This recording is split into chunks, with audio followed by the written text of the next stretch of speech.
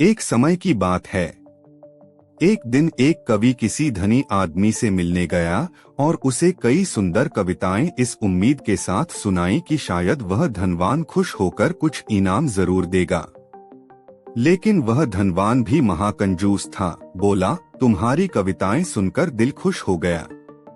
तुम कल फिर आना, मैं तुम्हें खुश कर दूंगा। कल शायद अच्छा इनाम मिलेगा। ऐसी कल्पना करता हुआ वह कवि घर पहुंचा और सो गया। अगले दिन वह फिर उस धनवान की हवेली में जा पहुंचा। धनवान बोला, सुनो कवि महाशय, जैसे तुमने मुझे अपनी कविताएं सुनाकर खुश किया था, उसी तरह मैं भी तुमको बुलाकर खुश हूँ।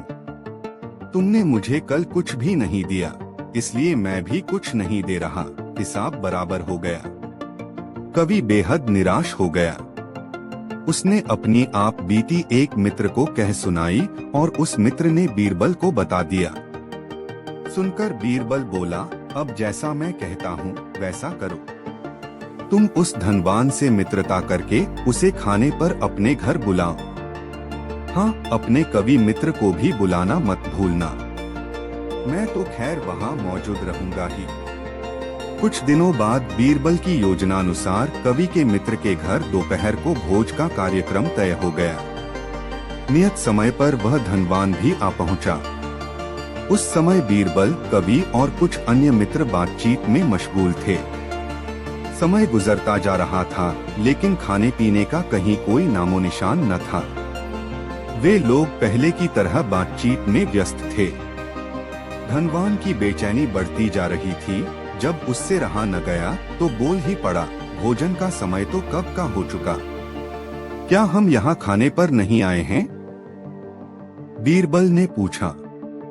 खाना? कैसा खाना? धनवान को अब गुस्सा आ गया। क्या मतलब है तुम्हारा?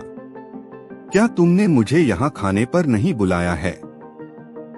बीरबल ने जवाब दिया, खाने का कोई निमंत्रण नहीं था।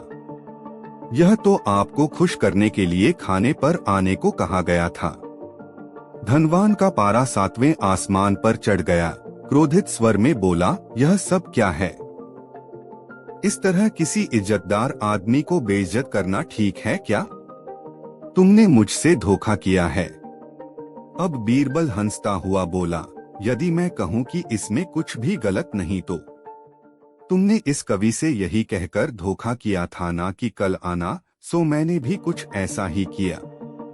तुम जैसे लोगों के साथ ऐसा ही व्यवहार होना चाहिए। धनवान को अब अपनी गलती का आभास हुआ और उसने कवि को अच्छा इनाम देकर वहां से विदा ली। वहां मौजूद सभी बीरबल को प्रशंसा भरी नजरों से देखने लगे। अगर कहानी अच्छी लगी हो तो अगली कहानी सुनने के लिए कमेंट करें और चैनल को सब्सक्राइब कर लें। आपके प्यार भरे कमेंट्स के लिए हार्दिक शुक्रिया। मिलते हैं अगली वीडियो में।